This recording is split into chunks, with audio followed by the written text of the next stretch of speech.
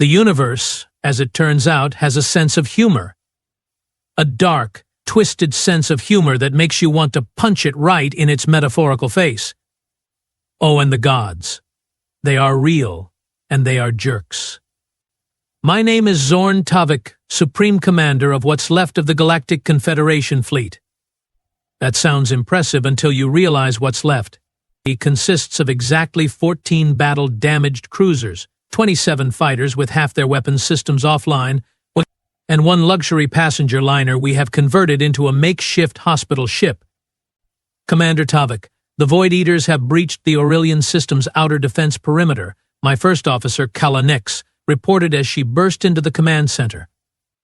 Her azure skin had paled to a sickly shade of periwinkle, and her cranial tendrils were twitching, never a good sign. I sighed and took a long swig from my canister of stimulant juice. Fantastic. Just bloody fantastic. How long until they reach the evacuation point? 27 hours, sir, she replied. That's not enough time, I growled, slamming my fist on the holotable. We have over 4 million refugees still waiting for extraction. Even if we packed them in like preservative-packed meat cubes, we'd need at least 2 days. Kala's expression told me everything. We don't have 2 days, sir. No kidding? Really? I thought when unstoppable cosmic horrors were consuming entire star systems, they might at least have the decency to keep to a reasonable schedule, I snapped, then immediately regretted it. None of this was Kala's fault. I'm sorry. She nodded, her tendrils relaxing slightly. The Council of High Elders is requesting your presence in the emergency session, sir. Of course they are, I muttered. Because what this crisis really needs is more talking from people who have spent the last 4 centuries debating the proper protocol for interspecies handshake etiquette. The council chamber was packed when I arrived. Representatives from all 17 remaining species of the Confederation were shouting over each other. The noise hit me like a physical force, a cacophony of clicks, whistles, harmonic vibrations, and translated speech. High Elder Pax Vantori, an ancient Cillian with reflective scales that had dulled with age, somehow managed to make himself heard without raising his voice. That's a trick they teach in High Elder School, I suppose. Commander Tavik, your assessment of our tactical position, please, he said, and the chamber fell silent. I cleared my throat. We are screwed. A ripple of shocked murmurs swept through the chamber. You want the sugar-coated version? Fine.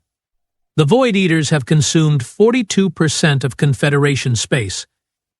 They have destroyed over 600 billion sentient lives that we know of. They cannot be reasoned with. They cannot be fought with conventional weapons. Our most powerful quantum disruptors barely. Slow them down. At the current rate of advance, the entire galaxy will be consumed within 3 standard years. Surely there must be something we haven't tried, chirped Elder Rixie, a diminutive avian whose feathers were constantly molting from stress. Well, we could try asking them nicely to stop eating reality itself, I replied.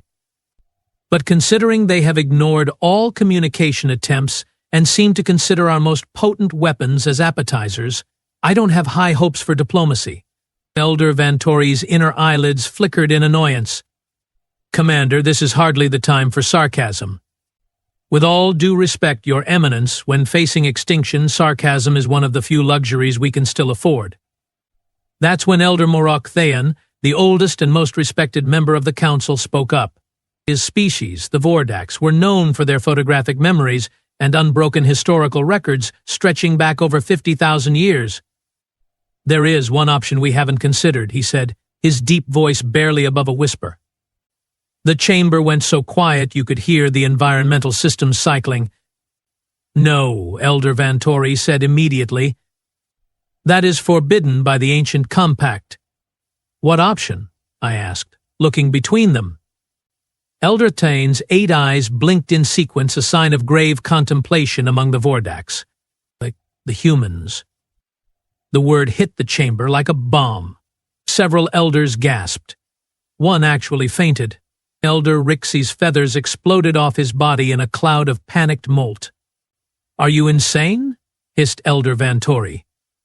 We swore never to contact them again.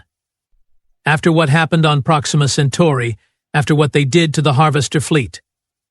I know the histories better than anyone in this room, Elder Thayan interrupted, a rare breach of council etiquette.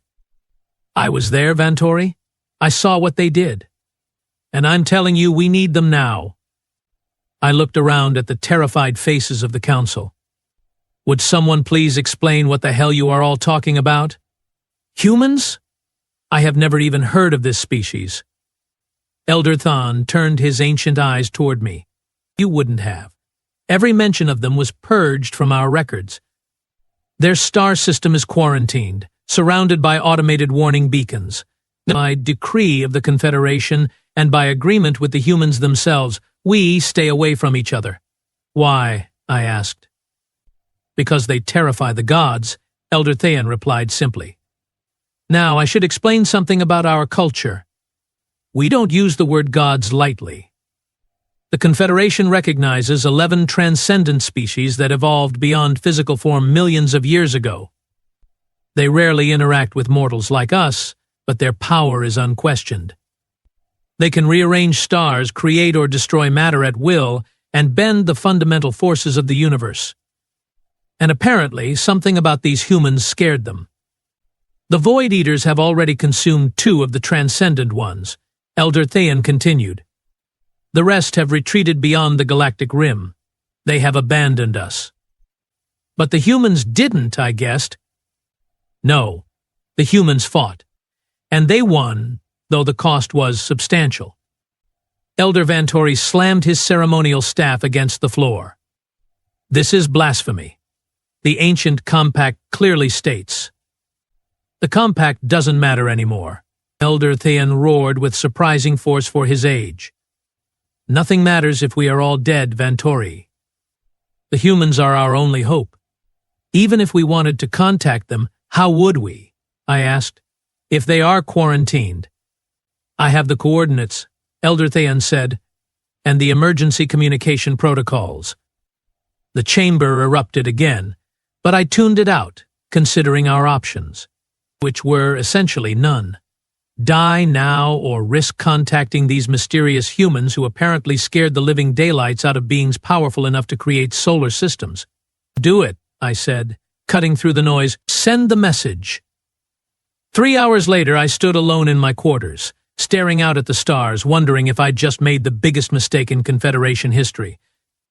The message had been sent a desperate plea for help, broadcast directly into a system called Sol, whatever that meant. The door chimed. Enter, I called. Callus stepped in, holding a data tablet. Sir, we have received a response from the human system. My heart skipped several beats. That was fast. What did they say? Just one word, sir. She handed me the tablet. The message read simply, coordinates? I almost laughed. Not hello. Not we received your message. Not even who is this? Just coordinates? Direct. Practical. Slightly ominous. I liked them already. Send them the coordinates for the Aurelian system and our fleet position, I ordered. And Calla? Put the fleet on high alert. I have no idea what to expect. Yes, sir, she replied, pausing at the door. Do you really think they can help us against the Void Eaters? I shrugged. According to the Council, they scared immortal energy beings that can juggle stars. So either they are the salvation we desperately need, or they are so terrible that we will be begging the Void Eaters to eat us faster. She didn't laugh. I didn't blame her. The waiting was excruciating. 6 hours passed with no sign of the humans. The Void Eaters continued their relentless advance through the Aurelian system, consuming everything in their path, planets, stars, that even the very fabric of space-time left twisted and mangled in their wake. Commander, the sensor officer called out. We are detecting multiple spatial ruptures at the edge of the system. My heart sank. The Void Eaters? No, sir. The energy signature is different. I have never seen anything like this. The main view screen activated, showing a section of seemingly empty space. Then reality itself seemed to tear open not the chaotic, destructive rifts created by the Void Eaters, but precise, controlled cuts in the fabric of space-time. And through these wounds in reality came ships, human ships. They were wrong. That's the only way I can describe it. Where Confederation vessels were sleek and elegant, these were brutish, angular and covered in protruding weapons. Where our ships glowed with the soft blue light of hyperfield generators, these leaked ominous red energy from what appeared to be deliberately exposed power cores. They looked less like ships and more like mobile fortress factories designed by someone with a particularly aggressive interpretation of aesthetics. "Sir," Kala whispered beside me. "There are over 3,000 of them." I couldn't speak. The Confederation, at the height of its power, had fielded perhaps 2,000 capital ships spread across the entire galaxy. These humans had just casually deployed a larger fleet in response to a distress call. The communications array chimed. "Incoming transmission from the human fleet," the comms officer announced, sounding as stunned as I felt. "Put it through," I ordered, straightening my uniform. The viewscreen shifted to show, well, a human, I presumed. The being looked surprisingly similar to several Confederation species, though with less prominent features, no scales, feathers, or exoskeletal elements. It had pinkish tan skin, short dark fur on top of its head, and wore what appeared to be a military uniform adorned with incomprehensible symbols.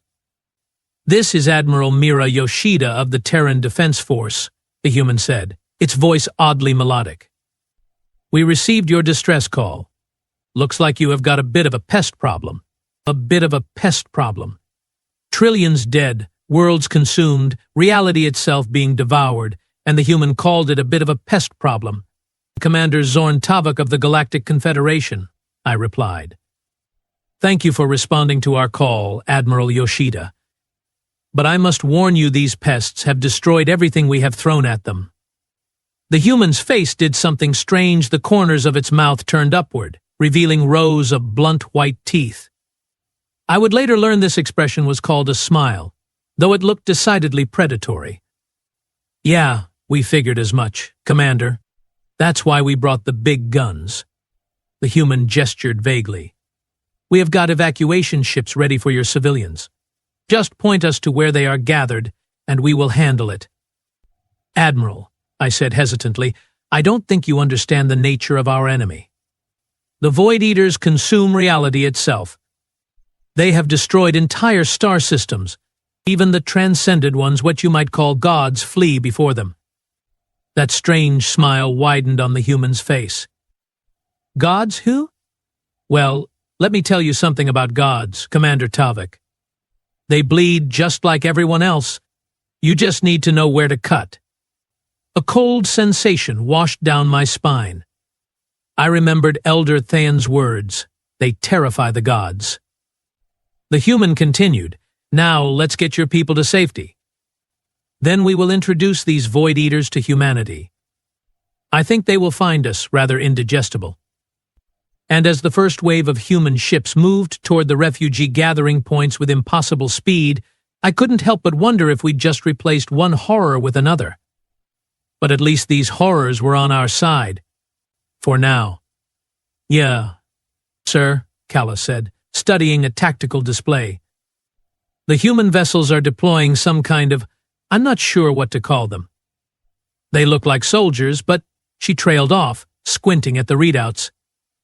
I moved to her station, looking over her shoulder. What I saw made no sense. Are those individuals? In open space? "Yes, sir. Thousands of them. They are wearing some kind of armored suits, but they are not using vessels. They are just floating out there, moving under their own power."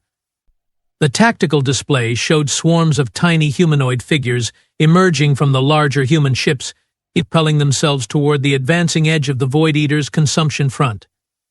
They carried weapons that seemed absurdly large even for their armored frames. "This is suicide," I muttered. "What do they think they are doing?" "Fighting gods," Kala replied softly. The evacuation began with brutal efficiency. Human shuttles, each 3 times the size of our largest transports, descended to the refugee gathering points. Their loading procedures would have horrified our Confederation safety regulators. thousands of civilians herded into cargo bays designed for freight, secured not with proper crash webbing, but with hastily deployed foam that expanded to hold them in place. Yet, for all its apparent recklessness, the human evacuation proceeded at 5 times our projected rate. They weren't gentle, but they were fast. As the last refugee transports lifted off, Admiral Yoshida contacted me again. "Your people are secured, Commander," she reported. "Now we are going hunting." "Admiral," I began, "I appreciate your confidence, but these entities have consumed worlds." "They have." Yeah, she interrupted with a casual wave of her hand. "Big, scary cosmic horrors, very impressive. But here's the thing about cosmic horrors, Commander Tavik." That predatory smile returned. "They have never met humans before." The view screen shifted to a tactical display as the Admiral continued speaking. "You might want to watch this. It's going to be one hell of a show." And as the human fleet turned to face the advancing wall of nothingness that was the Void Eaters, I couldn't help but feel we had indeed made a terrible mistake. But at least it would be an interesting way to end the universe. The Void Eaters approached like a tsunami of nothingness, a wall of absolute nullification that consumed everything it touched. Stars winked out. Planets crumbled. Space itself warped and twisted before dissolving into non-existence. And against this apocalyptic force, the humans sent individuals in armor. "This is madness," I whispered, watching the tactical display as thousands of suited human figures flew directly towards certain death. Calla stood beside me, her cranial tendrils completely still a sign of total shock among her people. "Sir, the sensors are picking up energy readings from the human suits that exceed anything in our database. Each individual soldier appears to be generating power equivalent to a Confederation cruiser's main reactor." "That's impossible," I said automatically. "Apparently not for humans," she replied. The comm crackled. "Commander Tavik," came Admiral Yoshida's voice. "You might want to dim your visual sensors for the next few minutes." Before I could respond, the void between the human troops and the cosmic horror lit up with such intensity that our view screens automatically polarized to maximum. Even so, the light was blinding. When my vision cleared, I saw something no sentient being in the Confederation had ever witnessed: the Void Eaters retreating. What did they do?" I stammered. "A shifted quantum detonation cascade," replied Admiral Yoshida, who had apparently been listening in. She sounded almost bored. "Basically, we punch holes in reality slightly faster than they can eat it, creating a feedback loop of dimensional instability that they find rather uncomfortable." The casual way she described weapons that warped the fundamental nature of existence made my blood run cold. "Admiral," I began carefully, "such technology is concerning." "Oh, this is just the warm-up act," she replied. "Tactical team was testing their response parameters. Now we are bringing in the heavy hitters." The heavy hitters arrived in the form of 7 enormous vessels that emerged from the largest human ship.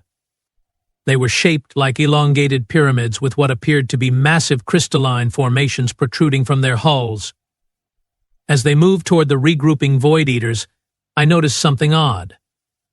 "They have no weapons," I said, studying the sensor readings. "No visible weapons," Calla corrected. "But those crystal structures are generating some kind of field that, sir, I don't know how to describe this. They are creating localized bubbles where the laws of physics are being rewritten." Admiral Yoshida's voice came through again, this time with an edge of what I would later recognize as glee. "We call them reality anchors, custom designed for entities that manipulate dimensional boundaries. You see, Commander, you can't fight something that consumes reality by shooting at it. You have to change the battleground." As the 7 vessels arranged themselves in a precise formation, a new voice joined the channel. "Reality anchor deployment complete. Physics lockdown in 3, 2, 1, execute." Between the 7 ships, space itself seemed to crystallize. The Void Eaters, caught in the affected zone, suddenly slowed, their amorphous forms taking on more defined shapes as they were forced into a single-dimensional state. "What's happening?" I asked, unable to look away from the spectacle. "We are forcing them to play by our rules," Admiral Yoshida explained. "No more phase shifting, no more dimension hopping, no more reality manipulation. Just good old-fashioned matter vs. matter. And when it comes to destroying matter." The smile was audible in her voice. "Humans excel at that." The main human fleet surged forward, weapons blazing. These weren't the elegant hyperfield disruptors or quantum resonance beams of Confederation vessels. Human weapons were crude, overwhelming, and horrifyingly effective missiles that tore holes in space-time, beam weapons that seemed to set vacuum itself on fire, and projectiles that moved so fast our sensors struggled to track them. Where once the Void Eaters had shrugged off our most powerful attacks, they now screamed. There's no other way to describe it. Though there was no sound in space, our sensor arrays detected vibrations across multiple dimensional planes that our systems automatically translated as audio. The result was a cacophony so terrible that several of my bridge crew removed their communication devices in pain. "They are hurting them," Kala said in disbelief. "They are actually hurting gods." "I told you they bleed," came Admiral Yoshida's voice.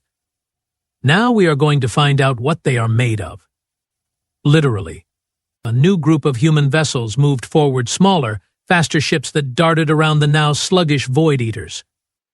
They weren't attacking but instead appeared to be taking samples, cutting away pieces of the cosmic entities with precision tools. "Admiral," I said, suddenly alarmed, "what exactly are your people doing?" "Science, Commander. Very aggressive science." Within minutes, the human fleet had boxed in the Void Eaters completely. The entities that had consumed half of Confederation space, that had sent immortal energy beings fleeing in terror, were now trapped like laboratory specimens. Extraction teams report successful sampling, reported a new human voice over the channel.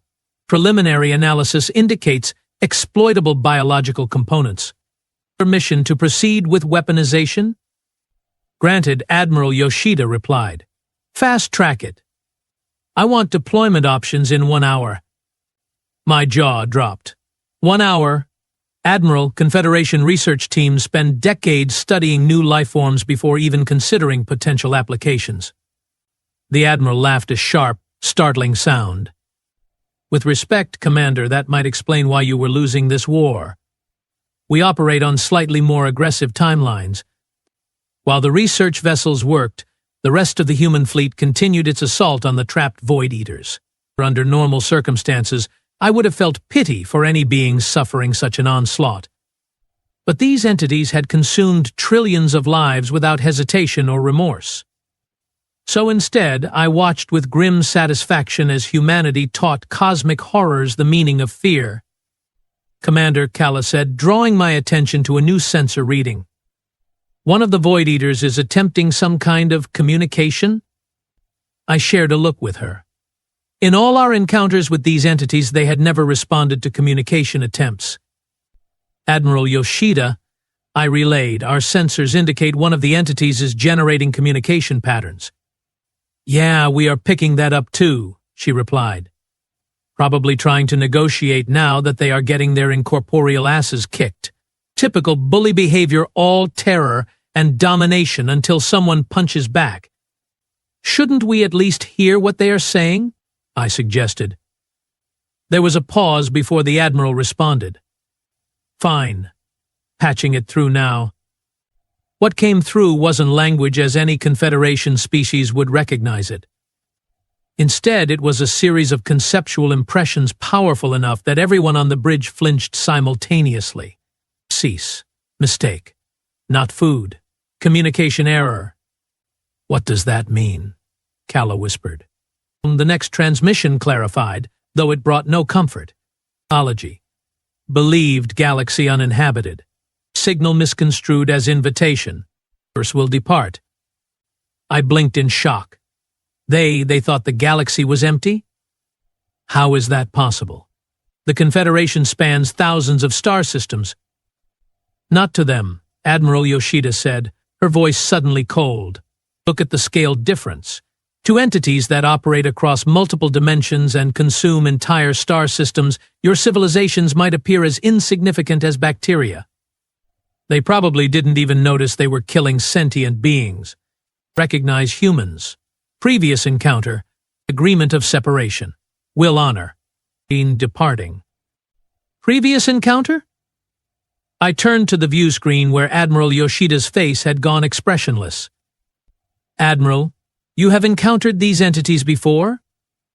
Not these specific ones, she replied carefully. But others of their kind, yes. About 300 years ago, by our calendar. They wandered into our home system. We explained the concept of boundaries to them.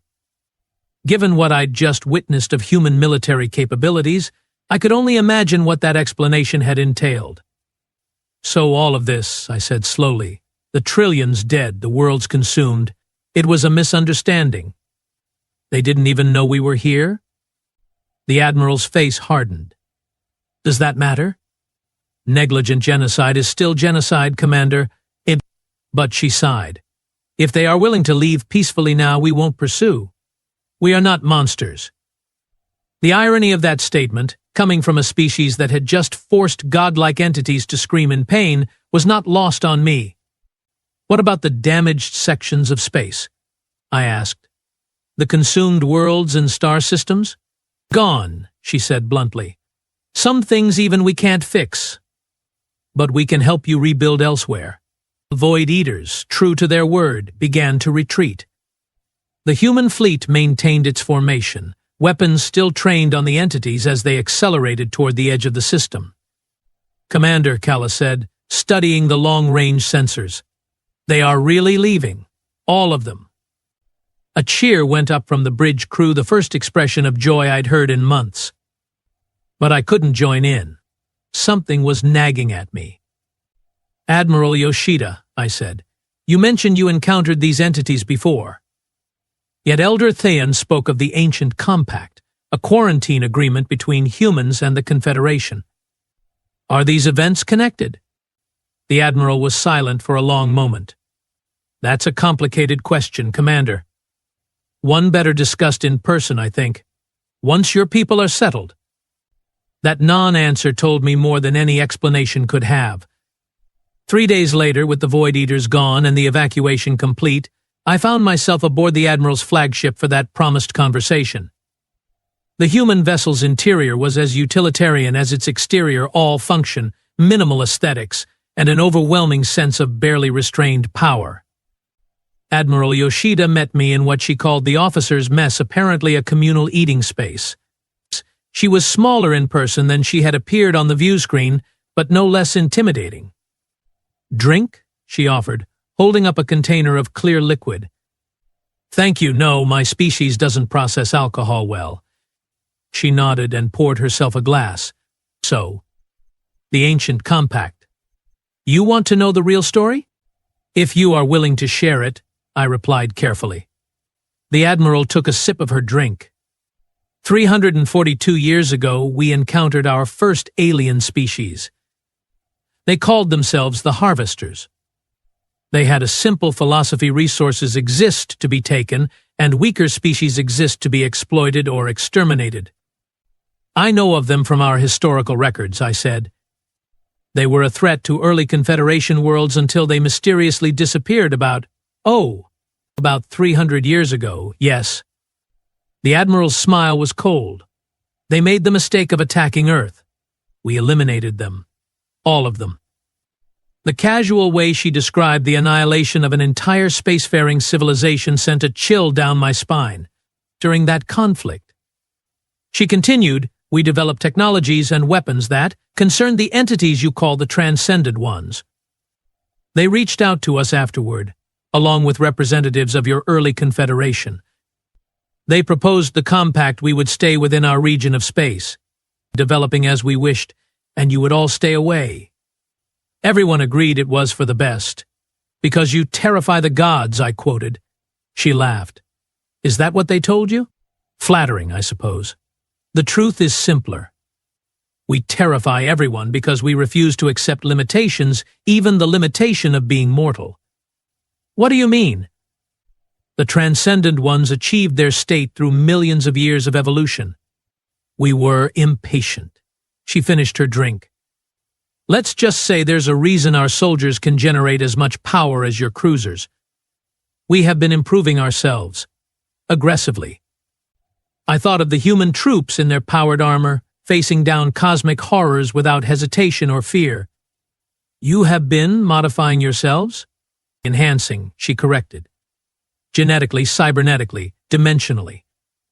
The average human today is as different from our ancestors as they were from single-celled organisms, and the transcendent ones feared this, I guessed. Your rapid evolution. They feared how we were achieving it, she said, and what we might become if left unchecked. Hence the quarantine. Which, by the way, we agreed to mainly because we were busy with our own projects and didn't need the distraction of galactic politics. I sat back, trying to process everything. So what happens now? The compact has been broken. Your fleet is in Confederation space. Now? The Admiral spread her hands. Now we help you rebuild. As a gesture of goodwill. And then we renegotiate the terms of our coexistence. The way she said renegotiate made it clear this would not be a discussion between equals. The Council of High Elders will want assurances, I said. Guarantees that humanity won't expand aggressively into Confederation space. Admiral Yoshida's laugh was genuine this time. Commander Tavik, if we wanted your territory, we would have taken it centuries ago. Space isn't what we are interested in conquering. Then what are you interested in? Her eyes gleamed with an intensity that reminded me, uncomfortably, of the energy weapons her ships had deployed against the Void Eaters. The possibility, she said simply. The fundamental limits of existence and how to transcend them. Your Confederation explores the stars. We explore what it means to be. And the Void Eaters? I asked. Will they return? Not to this galaxy, she said with absolute certainty. We have made arrangements. I didn't ask what those arrangements entailed. Some things, I was learning, were better left unknown when it came to humans. As I prepared to leave, the Admiral placed a small device on the table between us. A gift.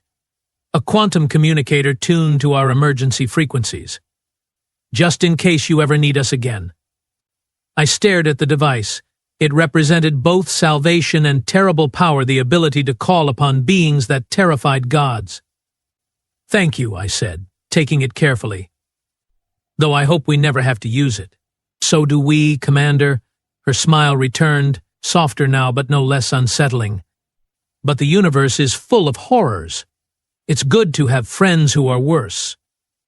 As my shuttle returned to what remained of the Confederation fleet, I gazed out at the human armada, thousands of vessels bristling with weapons that could harm cosmic entities, crewed by beings who had refused the limitations of their own biology.